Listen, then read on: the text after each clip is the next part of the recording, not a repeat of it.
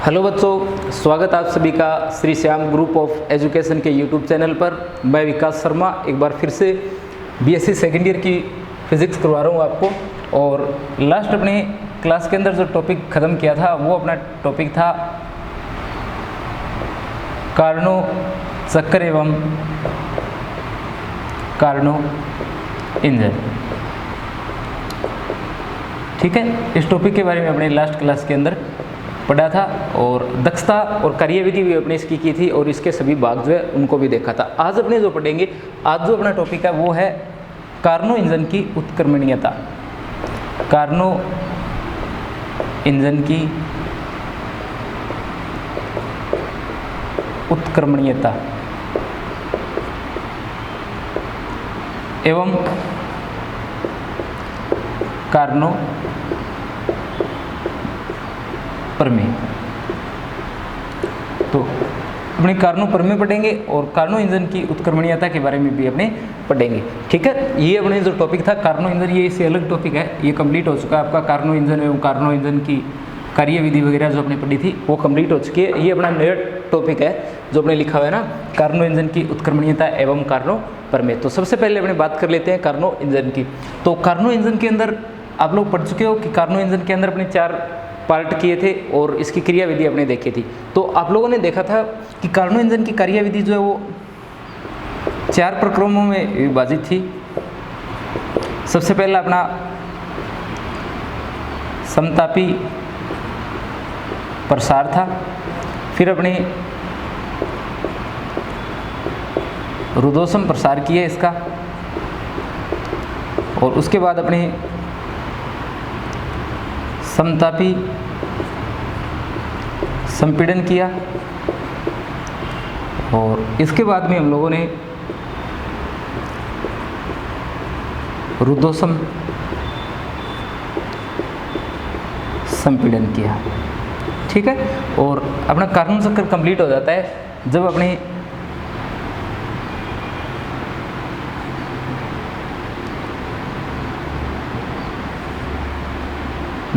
ए से चलते हुए फिर से ए पर पहुंच जाते हैं तो अपना कार्नो चक्र जो है वो पूरा हो जाता है। यहाँ से आप लोगों ने देखा था कि कार्नो इंजन जो है वो किस प्रकार का प्रक्रम चलते हैं। कार्नो इंजन में उत्क्रमणीय प्रक्रम चलते हैं, क्योंकि इसके अंदर अपना निकाय जो है विभिन्न अवस्थाओं से होता हुआ फिर से कहाँ पहुँच जाता है, अपनी प्रारंभिक अवस्था में पहुँच जाता है। तो किस प्रकार का चक्र था, ये उत्क्रमणीय चक्र था। इसके अंदर आप लोगों ने देखा था कि जब मैंने आपको चक्रों के बारे में बताया था, 2 प्रक्रम हम लोगों ने पढ़ा था। एक तो पढ़ा था आप लोगों ने उत्क्रमणीय प्रक्रम और एक पढ़ा था आप लोगों ने अनुत्क्रमणीय प्रक्रम। तो ये उत्क्रमणीयता की अपने बात करेंगे यहाँ। तो उत्क्रमणीय प्रक्रम के अंदर मैंने आप लोगों को बताया था कि अगर आपका निकाय विभिन्न प्रक्रमों से होता हुआ फिर से अपने प्रारंभिक अवस्था में पहुंच जाता है तो वो कौन सा प्रक्रम कहलाता है, उत्क्रमणीय प्रक्रम कहलाता है। और उत्क्रमणीय प्रक्रम के अंदर मैंने आपको बताया था कि एक तो समतापीय प्रक्रम और एक रुद्धोष्म प्रक्रम। ये दोनों प्रक्रम किस प्रकार के प्रक्रम होते हैं, ये दोनों प्रक्रम जो आपके उत्क्रमणीय प्रक्रम होते हैं। ठीक है, ये किस प्रकार के प्रक्रम होते हैं, ये उत्क्रमणीय प्रक्रम होते हैं। पर इन प्रक्रमों की शर्त के लिए क्या जरूरी था कि ये प्रक्रम जो है धीमी गति के प्रक्रम होने चाहिए। ठीक है, और एक अपनी ऊष्मा या ऊर्जा हानि जो है वो नहीं होनी चाहिए, और एक ताप की अगर बात कर लें तो ताप लगभग सेम ही रहता है। तो सबसे पहले अगर अपने बात करें कि ये कार्नो इंजन जो है वो उत्क्रमणीय प्रक्रमों से होता है या नहीं होता, तो आप लोग देख सकते हो कि यहाँ आप लोगों ने जब इसकी कार्यविधि पढ़ी थी तो इसके अंदर समतापी और रुद्धोष्म प्रक्रम थे। और उत्क्रमणीय प्रक्रम होने के लिए जरूरी कौन से प्रक्रम होते हैं, एक समतापी और दूसरा रुद्धोष्म। तो ये दोनों प्रक्रम किस प्रकार के थे, ये समतापी रुद्धोष्म, समतापी और रुद्धोष्म, यानी ये जो उत्क्रमणीयता की शर्त है इसका पालन यहाँ पर हो रहा था। दूसरा प्रक्रम जो है वो किस गति से होने चाहिए, धीमी गति से होने चाहिए। तो कार्नो इंजन जो है इसके अंदर जो ये प्रक्रम होते हैं ये बिल्कुल धीमी गति से संपन्न होते हैं। ठीक है, यानी जो फर्स्ट शर्त अपने बात कर रहे हैं कि समतापी और रुद्धोष्म प्रक्रम होने चाहिए और धीमी गति के ये प्रक्रम होने चाहिए, तो यहाँ इसकी जो पहली शर्त है वो बिल्कुल पूरी हो रही है, क्योंकि ये समतापी और रुद्धोष्म प्रक्रम जो है वो बिल्कुल किस गति से करवाए गए हैं, धीमी गति से करवाए गए हैं। दूसरा, ये जो अपने बात कर रहे हैं कार्नो इंजन की, तो उत्क्रमणीय प्रक्रम के अंदर किसी भी प्रकार की ऊष्मा की हानि नहीं होनी चाहिए। और ये अपने बिल्कुल शुरुआत में ही देख लिया था कि अपने जैसे आप लोगों ने ये पार्ट बनाए थे, इसके आप लोगों ने स्रोत बनाया था, इसके जैसा सही लगभग आप लोगों ने सिंक बनाया था, और ऐसा हम लोगों ने एक सिलेंडर भी बनाया था। ठीक है, तो इसके अंदर अपने क्या कर रहे थे कि ज़्यादातर इसकी दीवारें जो थी वो किस प्रकार की थी, कुचालक थी। ठीक है, यहाँ से ये दीवारें भी क्या थी, कुचालक थी, ताकि उष्मा की किसी प्रकार की हानि ना हो। सिर्फ ये दीवारें क्या थी, इसकी सुचालक थी। तो अपने बिल्कुल कोशिश करते हैं कि किसी प्रकार की उष्मा की हानि ना हो। ये दीवारें कुचालक है, इसका मतलब चालन संवहन विकिरण की वजह से ऊर्जा की हानि नहीं होगी। और दूसरा, ये पिस्टन यहाँ जो लगा रखा है, ये घर्षण रहित पिस्टन है। ठीक है, तो पिस्टन किस प्रकार का है, घर्षण रहित पिस्टन है। तो इस प्रकार हम लोगों ने कार्नो इंजन के अंदर देखा है कि उष्मा की चालन, संवहन, विकिरण, श्यानता या घर्षण किसी भी प्रकार से ऊर्जा या उष्मा की हानि जो है वो नहीं हो रही। तो इससे अपने को पता चलता है कि ये जो प्रक्रम है किस प्रकार का प्रक्रम है, उत्क्रमणीय प्रक्रम है। दूसरा, ताप की अगर बात की जाए तो आप लोगों को मैंने बताया था कि जब अपने बात कर रहे थे स्रोत की और जब अपने बात कर रहे थे सिंक की, ये स्रोत था और ये क्या था, सिंक था। जब हम लोग स्रोत और सिंक की बात कर रहे थे तो मैंने आपको बताया था कि इन दोनों की ऊष्माधारिताएं जो है वो कितनी होती है, अनंत होती है। यानी आप लोग स्रोत से जितना मर्जी ताप ले लो, जितनी मर्जी ऊर्जा ले लो या उष्मा ले लो, इसके ताप में किसी प्रकार का परिवर्तन नहीं होता। इसी प्रकार से सिंक को जितना मर्जी आप लोग उष्मा दे सकते हो, सिंक के ताप में भी किसी प्रकार का परिवर्तन नहीं होता। यानी सिंक का और स्रोत का ताप हमेशा क्या बना रहता है, एक समान बना रहता है। तो इन सभी बातों से पता चलता है कि ये जो कार्नो प्रक्रम आपका चल रहा था, जो कार्नो इंजन है, वो किसका पालन कर रहा है, उत्क्रमणीयता का पालन कर रहा है। ठीक है, अब हम लोग बात कर लेते हैं कार्नो प्रमेय की। तो कार्नो प्रमेय के अंदर देखिए अपने क्या आता है, कार्नो प्रमेय के अंदर इसका कथन जो है वो अपने को बोलता है कि दो निर्धारित तापों के मध्य कार्य करने वाले सभी उत्क्रमणीय इंजनों की दक्षता जो है वो समान होती है। देखिए,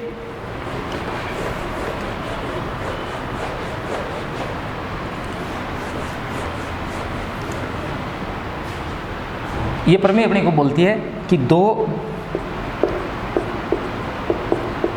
निर्धारित तापों के मध्य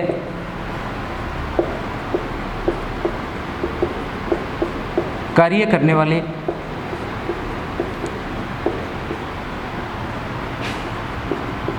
सभी ऊष्मा इंजनों की दक्षता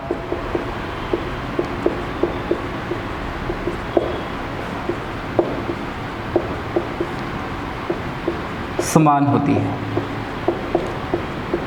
ऊष्मा इंजनों की दक्षता समान होती है। ठीक है, ये प्रमेय अपने को बोल रही है कि दो निर्धारित तापों के मध्य कार्य करने वाले सभी उत्क्रमणीय इंजनों की दक्षता जो है वो समान होती है। ठीक है, ये अपने पास में क्या है, ये अपने पास में कार्नो प्रमेय है। अब अपने इस प्रमेय की बात कर लेते हैं। तो प्रमेय की जब हम लोग बात करते हैं तो आप लोगों ने जब इसकी दक्षता का फॉर्मूला निकाला था तो आप लोगों ने लिखा था T1 minus T2 upon T1। T1 से डिवाइड करने के बाद में आप लोगों ने लिखा था T2 upon T1, 1 minus T2 upon T1। तो यहाँ से आप लोगों ने क्या देखा था, यहाँ से आप लोगों ने देखा था कि जो कार्नो इंजन आपके पास में है, कौन सा इंजन, कार्नो इंजन, जो आपके पास में कार्नो इंजन है, उस कार्नो इंजन की दक्षता सिर्फ किस पर निर्भर कर रही है, कार्नो इंजन की दक्षता केवल और केवल तापमान T1 और T2 केल्विन जो है उस पर निर्भर कर रही है। मतलब स्रोत के ताप और जो सिंक का ताप है सिर्फ उस पर निर्भर कर रही है। मध्य या आप बोल सकते हो जो कार्यकारी पदार्थ हम लोगों ने लगा रखा है उन सब पर दक्षता जो है वो निर्भर नहीं करती है। ठीक है, तो यहाँ हम लोग क्या बोल रहे हैं, यहाँ हम लोग बोल रहे हैं कि दो निर्धारित तापों के मध्य कार्य करने वाले सभी उत्क्रमणीय इंजनों की दक्षता समान होती है। इसका मतलब देखिए क्या है, डायग्राम तो नहीं है फिर भी बता रहा हूँ आपको डायग्राम से। जैसे देखो, सिर्फ समझाने के लिए बना रहा हूँ आपको ये डायग्राम।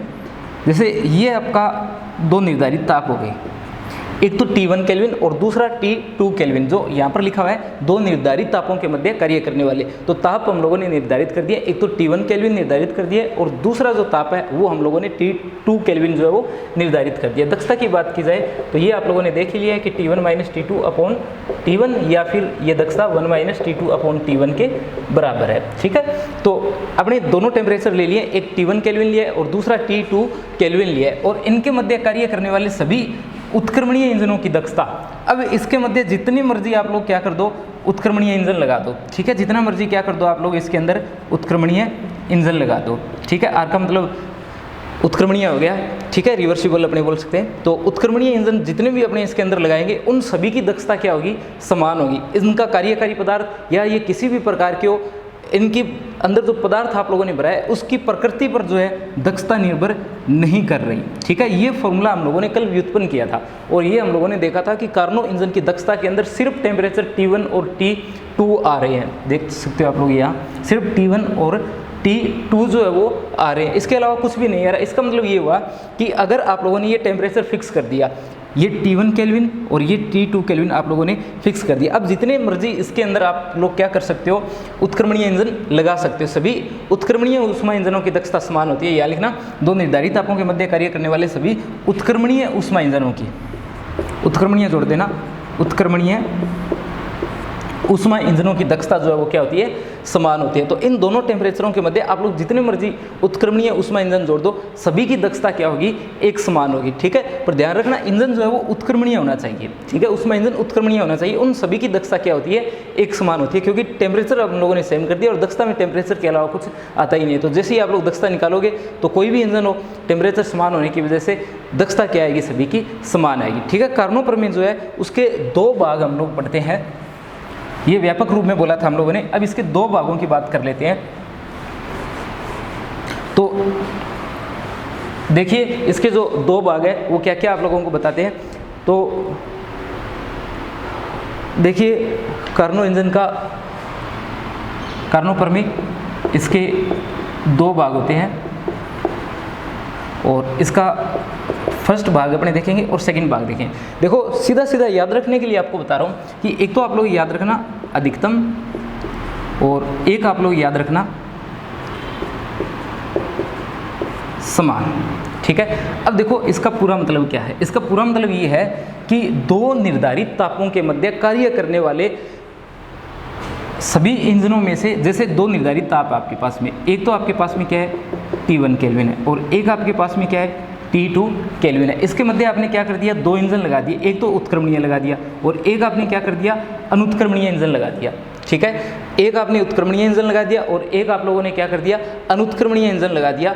तो ये कार्नो प्रमेय का पहला भाग जो है ये आपको बता रहा है कि दो निर्धारित तापों के मध्य कार्य करने वाले सभी ऊष्मा इंजनों में उत्क्रमणीय जो इंजन है उसकी दक्षता का मान अधिकतम होता है। तो इसका मतलब क्या है, डायग्राम से समझिए आप लोग कि जैसे आपने क्या किया, T1 केल्विन टेम्परेचर लिया, ठीक है, दूसरा टेम्परेचर आप लोगों ने क्या ले रखा है, T2 केल्विन टेम्परेचर ले रखा है। इसके मध्य दो ऊष्मा इंजन लगाए, एक तो लगाया आप लोगों ने उत्क्रमणीय, एक लगा दिया अनुत्क्रमणीय इंजन। तो ये बोल रहा है कि जो उत्क्रमणीय इंजन है, यानी दक्षता की जब बात करोगे तो उत्क्रमणीय इंजन की दक्षता जो है वो हमेशा अनुत्क्रमणीय इंजन की दक्षता से क्या होगी, ज़्यादा होगी।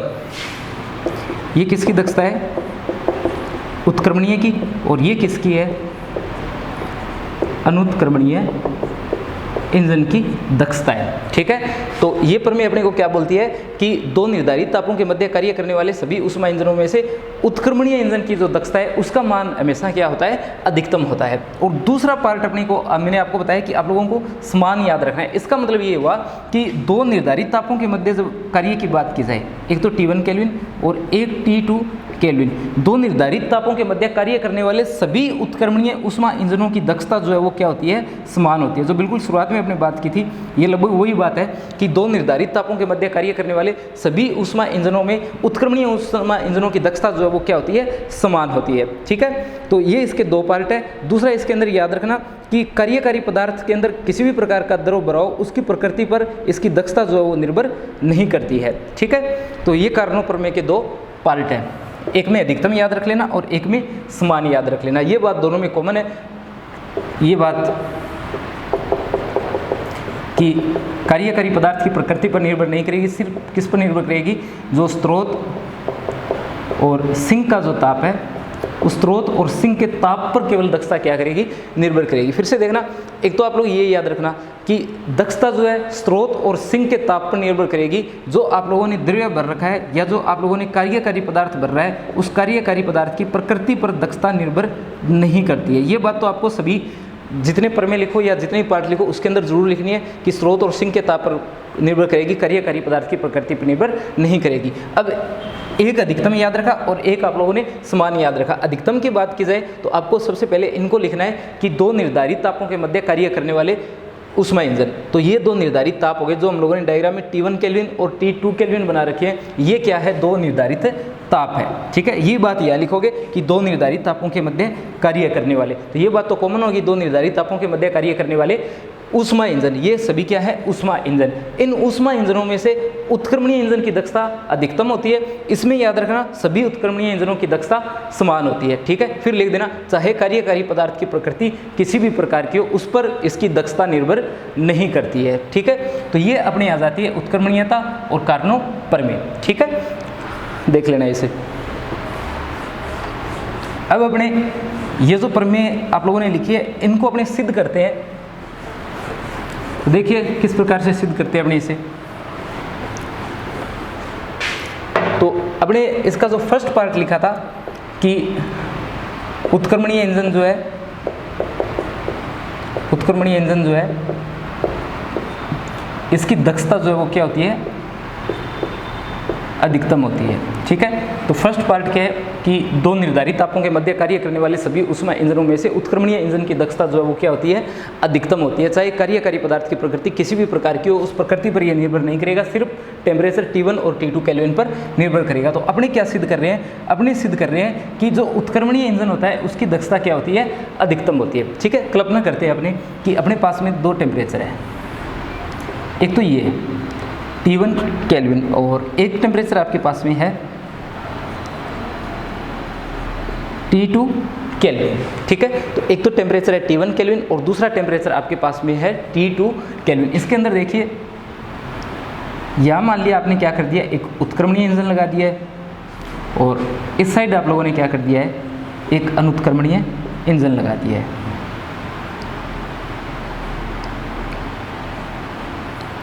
इसका मतलब उत्क्रमणीय और इसका मतलब जो है वो अनुत्क्रमणीय, और इनसे W जो है वो कार्य हो रहा है। सबसे पहले अपने मान लेते हैं कि उत्क्रमणीय इंजन जो है वो स्रोत से Q ऊष्मा ग्रहण करता है और इसमें से W कार्य कर लेता है और बची हुई ऊष्मा क्या कर देता है, आगे स्थानांतरित कर देता है। कितनी ऊष्मा बचेगी, Q माइनस W ऊष्मा बचेगी, जो कहाँ स्थानांतरित कर देगा, ये सिंक जो है उसमें स्थानांतरित कर देगा। ठीक है, डायग्राम अभी नहीं बनाना है, ये ऊपर की ओर लेकर के अपने बनाएंगे। अभी मैं आपको इसे सिर्फ आगे की ओर बढ़ा करके दिखा रहा हूँ कि अपने क्या कर रहे हैं, T1 केल्विन पर ये उत्क्रमणीय इंजन यहाँ से Q ऊष्मा ले रहा है, W कार्य कर रहा है और Q माइनस W ऊष्मा जो है वो क्या कर रहा है, सिंक में भेज रहा है। इसी तरीके से इस साइड अनुत्क्रमणीय इंजन है, Q डैश ऊष्मा ले रहा है, W कार्य कर रहा है और आगे Q डैश माइनस W ऊष्मा जो है वो क्या कर रहा है, T2 केल्विन में भेज रहा है। यानी कार्य जो है वो दोनों एक समान कर रहे हैं, दोनों ही किस प्रकार का कार्य कर रहे हैं, दोनों ही कार्य W कर रहे हैं। यहाँ Q ऊष्मा ली, W कार्य किया, Q माइनस W ऊष्मा किस में भेज देता है, ये T2 केल्विन पर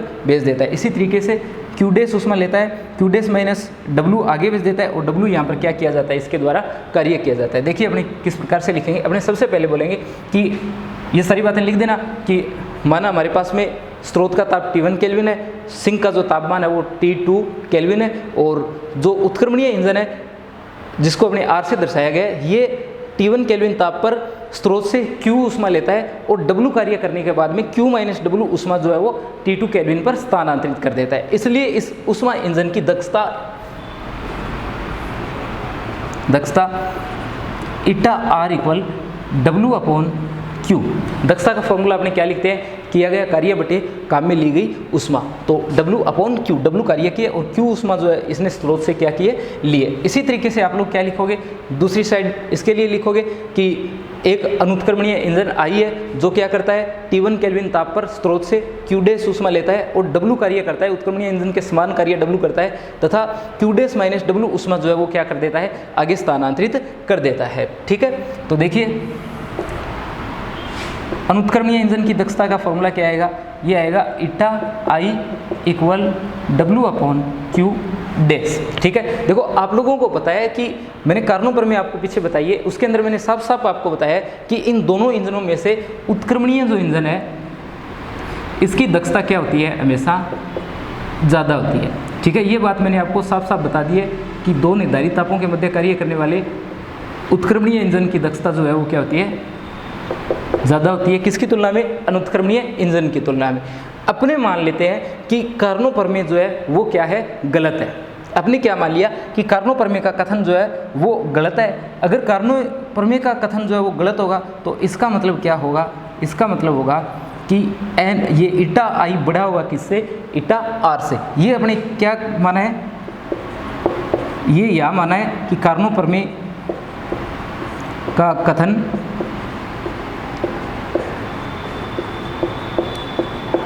असत्य मानने पर आपने क्या किया है, जो कार्नो प्रमेय है उसके कथन को अपने असत्य माना है। अगर उसके कथन को असत्य मानेंगे तो यहाँ जो आपने लिख रखा है उसका क्या आ जाएगा, उल्टा आ जाएगा। ईटा आर बड़ा मानना पड़ेगा किससे, ईटा आर से। सारे मान अपने रख देते हैं। अगर अपने सारे मान इसके अंदर रख दें तो कुछ इस प्रकार से बनेगा, W अपॉन क्यू डैश और W अपॉन क्यू। ठीक है, यहाँ से क्यू क्या हो जाता है, कैंसिल, और आपके पास में ये साइड आ जाएगा और ये आगे चला जाएगा क्यू डैश, और ये बन जाएगा Q minus Q dash greater than 0। इसका मतलब हो गया क्यू माइनस क्यू डैश 0 से बड़ा है। इसका मतलब ये किस प्रकार की राशि है, एक धनात्मक राशि है या धनात्मक मान लिख देता हूँ कि यहाँ से आपको जो मान मिल रहा है किस प्रकार का मान मिलता है, धनात्मक मान जो वो प्राप्त होता है। ठीक है, देखिए फिर से बता देता हूँ आपको कि अपने इसे किस प्रकार से सोल्व किया है। यहाँ अपने बात की है कि आपके पास में जो उत्क्रमणीय इंजन है उसकी दक्षता कितनी है, ईटा आर W अपॉन क्यू के बराबर और ईटा आई W अपॉन क्यू डैश के बराबर। यहाँ ईटा आई को बड़ा मान लिया किससे, ईटा आर से, और अपने क्या कर लिया, ये मान पहले रख दिया और ये मान इसकी जगह रख दिया। W से W को काट दिया, इसे इस साइड भेज दिया और इसे इस साइड भेज दिया, तो ये आ जाएगा। इसे पक्षांतरण करने पर ये क्या आ जाएगा, क्यू माइनस क्यू डैश ये ग्रेटर देन 0 आ जाएगा। ठीक है, और इसे ग्रेटर देन 0 आने का मतलब हो गया कि ये जो आपके पास में मान है ये क्या है, धनात्मक का है। ठीक है, ये मान आपको किस प्रकार का प्राप्त हो रहा है, धनात्मक मान जो है वो प्राप्त हो रहा है। अब काम की बात देखिए, यहाँ तक आपको दिख जाएगा। ठीक है, देखिए काम की बात क्या है। अब काम की बात अपने ये है कि ये तो अनुत्क्रमणीय इंजन है। अनुत्क्रमणीय इंजन होने का मतलब हो गया ये तो सिर्फ आगे की ओर जाएगा, वापस नहीं जाएगा। पर ये जो इंजन है ये किस प्रकार का इंजन है, आपका उत्क्रमणीय इंजन है। उत्क्रमणीय इंजन होने का मतलब है कि ये दोनों दिशाओं में चल सकता है, ये इस साइड भी चलेगा और ये ऊपर की जो साइड है उस साइड भी चलेगा। ठीक है, तो दोनों दिशाओं में चलेगा, ये इस साइड भी चल सकता है और ये ऊपर की साइड भी चल सकता है। तो अभी तो ये क्या कर रहा है, नीचे की ओर जा रहा है। अब मैं इसे क्या कर देता हूँ, विपरीत दिशा में कार्य करवा देता हूँ, ऊपर की ओर क्या करवा देता हूँ, मैं इसे कार्य करवा देता हूँ। ये डायग्राम आप लोगों को बनाना है।